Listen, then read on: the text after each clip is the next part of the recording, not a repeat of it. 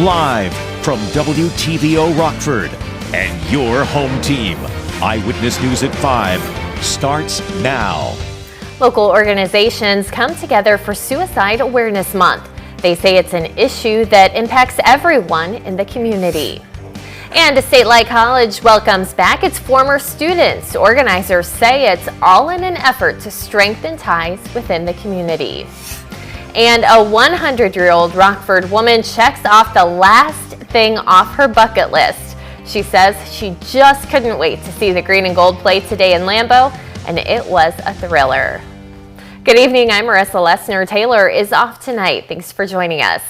Local organizations come together to combat suicide. September is Suicide Prevention Awareness Month. Today, several organizations such as Rockford Area Moms Demand Action, Marshmallows Hope, and the Veterans Assistance Commission of Winnebago County, among others, came together to hold a panel discussing the topic. Panelists gave out warning signs for suicide and resources for community members to use. Organizers say everyone in the community is impacted by suicide in one way or another. It is time to continue to talk about it and bring to light and figure out the signs and the symptoms and have those resources. When we have the resources, we can prevent things. And when people know that they're not alone and that they're not the only ones experiencing these things, then they are that much more likely to reach out and to utilize their community and let us help them. Organizers hope people continue to educate themselves and use the resources provided today for years to come.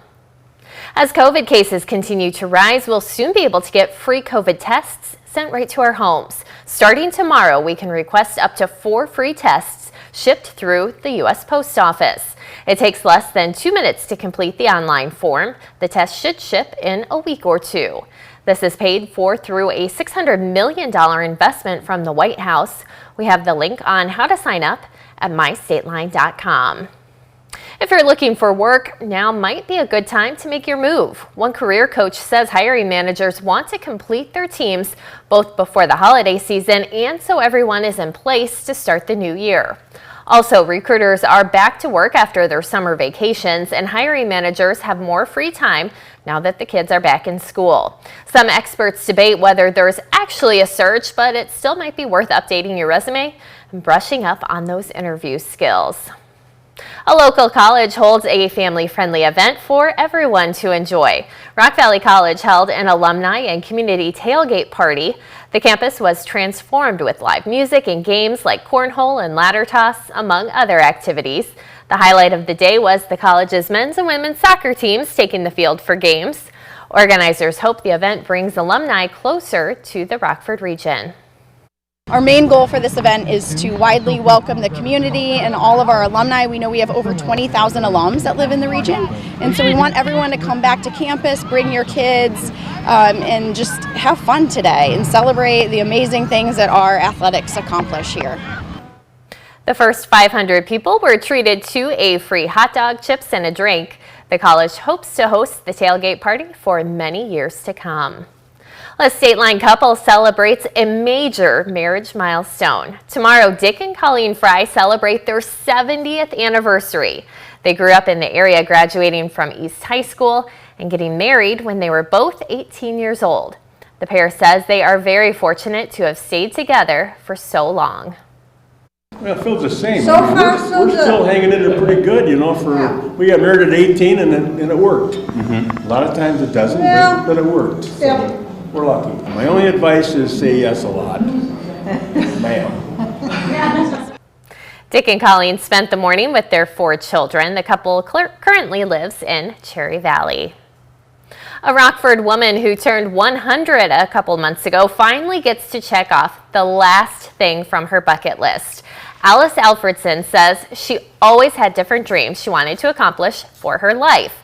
One by one, she checked them off her list.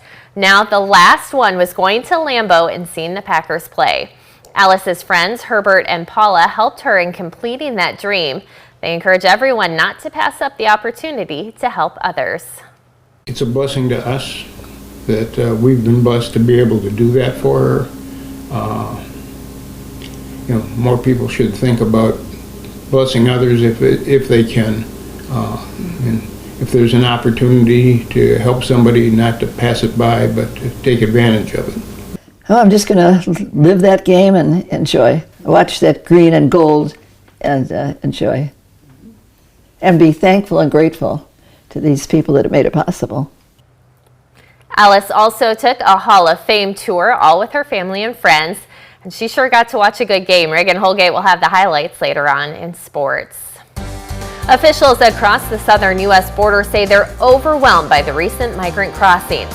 This comes as nearly 500,000 Venezuelans gain a protected status from the president.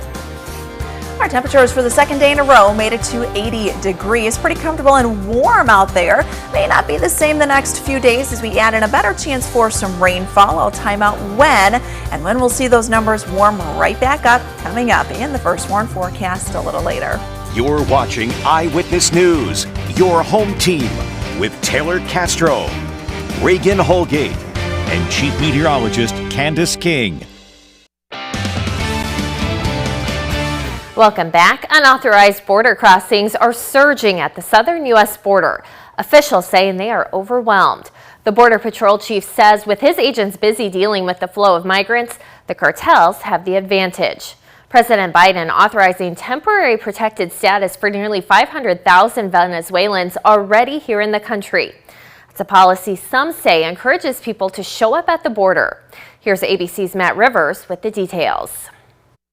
The crisis continues at the U.S.-Mexico border, the number of migrant encounters steadily rising. Authorities in El Paso, Texas say their facilities are nearing capacity. Numbers have really started to increase. The facilities do not hold those type of numbers. As it tries to get ahead of the constant flow of migrants, on Monday, the El Paso City Council will likely finalize the purchase of this abandoned school to use as a migrant shelter. Saturday, U.S. Homeland Security Secretary Alejandro Mayorkas met with the president of Honduras, Xiomara Castro, along the U.S.-Mexico border, the two discussing ways to curb irregular migration.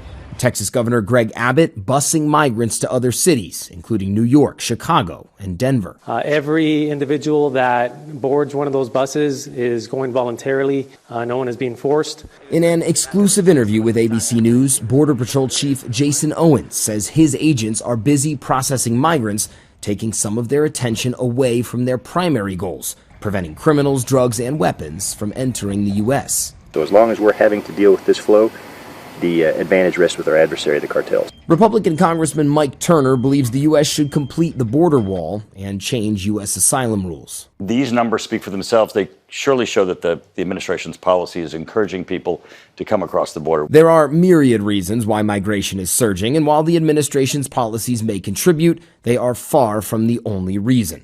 The latest ABC News Washington Post poll shows only 23% of Americans approve of President Biden's handling of immigration at the U.S.-Mexico border. Matt Rivers, ABC News, El Paso.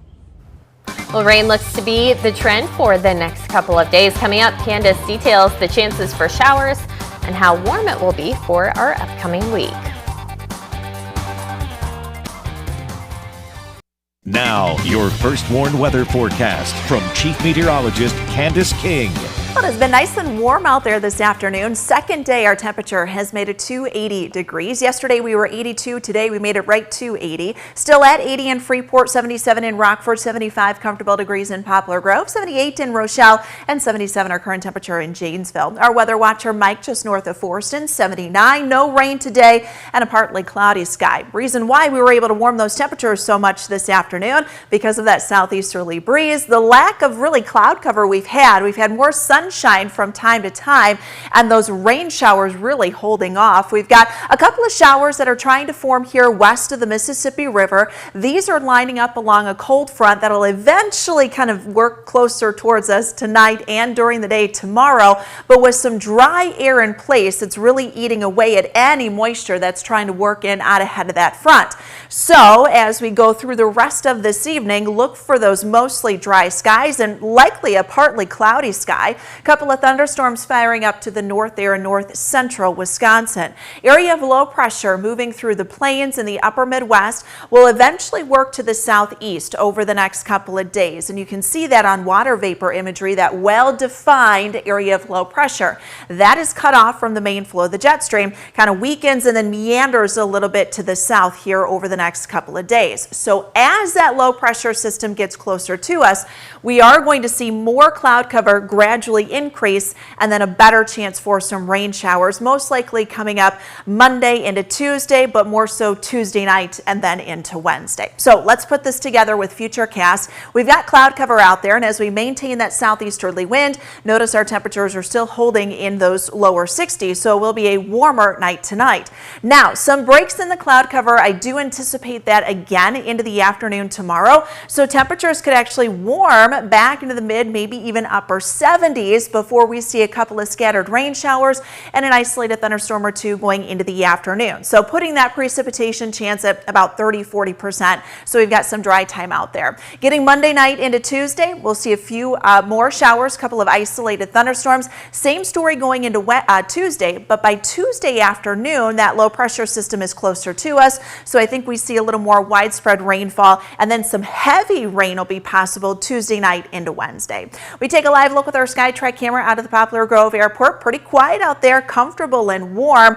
Now let's talk a little bit about that low pressure system, because I mentioned those clouds kind of on the increase. What we're looking at here is the rainfall and then the winds within our jet stream. So watch up to the northwest of us as the core of that low pressure system moves closer to us. We've got on and off rain and thunder chances pretty much through Wednesday. Heavier rainfall likely Tuesday night into Wednesday. And during that time, as that cold core low moves closer to us on Tuesday, could be a couple of funnel clouds to our west and southwest, just given the amount of lift we'll have going on in the atmosphere. And that's actually where we've got a risk for a few stronger thunderstorms that we'll have to keep an eye out for come Tuesday afternoon, kind of focused to the west and to the southwest of us. So may kind of clip portions there of Whiteside and Lee County, maybe even southern Carroll County. So something to kind of keep an eye on Tuesday. Beyond that, however, temperatures, they are going to warm. We've got a big ridge of high pressure that'll build back in as we round out the end of September, beginning of October.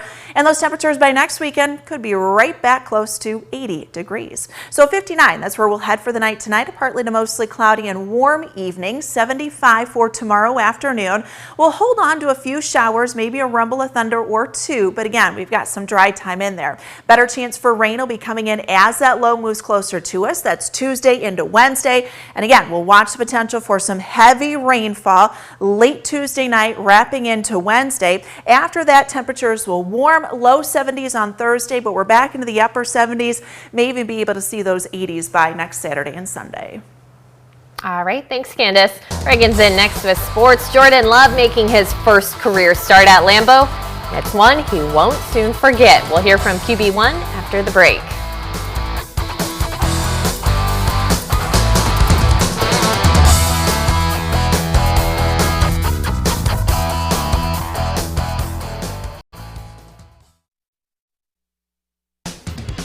Now sports with Reagan Holgate.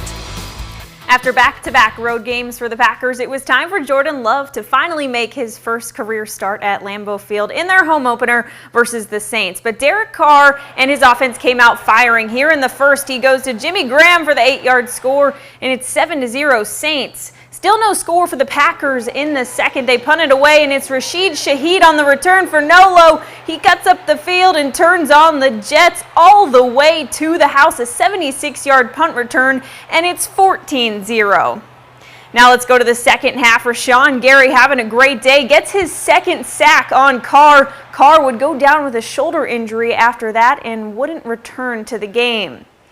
So that means it's time for Jordan Love to rally the troops. He takes it in himself here for the 1-yard score, and that makes it 17-9. But now a bold call from Matt LaFleur to go for 2.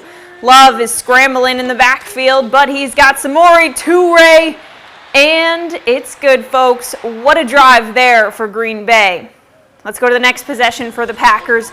Love fires to the end zone. Romeo Dobbs makes the catch, and the Packers have their first lead of the game. The Saints will drive down the field and leave it to kicker Blake Groupie for the 46-yarder, and it goes wide right. No good. Love rallies the Packers in the fourth quarter, 18-17 the final, and his first win at Lambeau. You know, especially you haven't done what you wanted all game, especially offensively. You know, we hurt ourselves more than we helped ourselves, and then just to be able to stay poised and stay confident in what we're doing, and just have that next play mentality. But it's not easy. It's a total team win right there. Everybody's got to step up, and make plays, and we did it on all phases at the end. We'll stay in the NFC North and check out the action in Detroit between the Lions and Falcons. Second quarter here, Jared Goff goes deep to a wide open Sam Laporta for the 45-yard touchdown, 10-3 Lions. Now let's go to the fourth quarter. The handoff is going to go to Jahmyr Gibbs. He finds a hole and takes it down the sideline for a 21-yard gain. That sets up Goff. He's going to stay on the keeper here. He goes left and in for the score. The Lions win 20-6 and improve to 2-1 on the season. Now there's another score from around the league today that you have to see. My goodness, the Dolphins score 70 points to topple Denver. Miami's offense is absolutely outrageous. That sets the record for the second most points scored in a single regular season game. And the Bears playing at Arrowhead this afternoon in America's Game of the Week, and honestly, I feel bad that America has to watch this one. The Chiefs absolutely dominating, 34-0 the score right now in the third.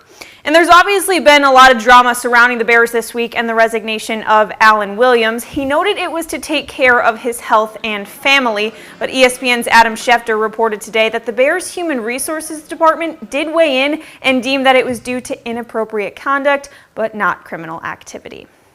That's sports. We'll be right back. Well, it felt like it rained all last week, but we really didn't get that much rain. But hopefully we'll get a little bit of accumulation this week. Yeah, kind of depending too on where you were last week. Some areas saw a little more than others, but you're right. It didn't seem like a constant rainfall. Yeah, it was dreary all week. I think the weekend though made up for it. Yeah, it was beautiful this weekend. It was nice. 82 yesterday, 80 today. We no added complaints. a little. I know, right? Unless you want the rainfall, we still do need that. We'll see a couple of showers there. You notice on the First Warn interactive radar, kind of putting it in future mode. We've got a few showers that'll try to work in here over the next couple of hours. Having a hard time though just with the dry air that we have in place. So some isolated showers, most likely after sunset and probably closer to midnight tonight and overnight. We'll see some sunshine again tomorrow, dipping into the low mid 70s next few days, warming back up by next weekend. All right, well that's going to do it for us. Have a great night.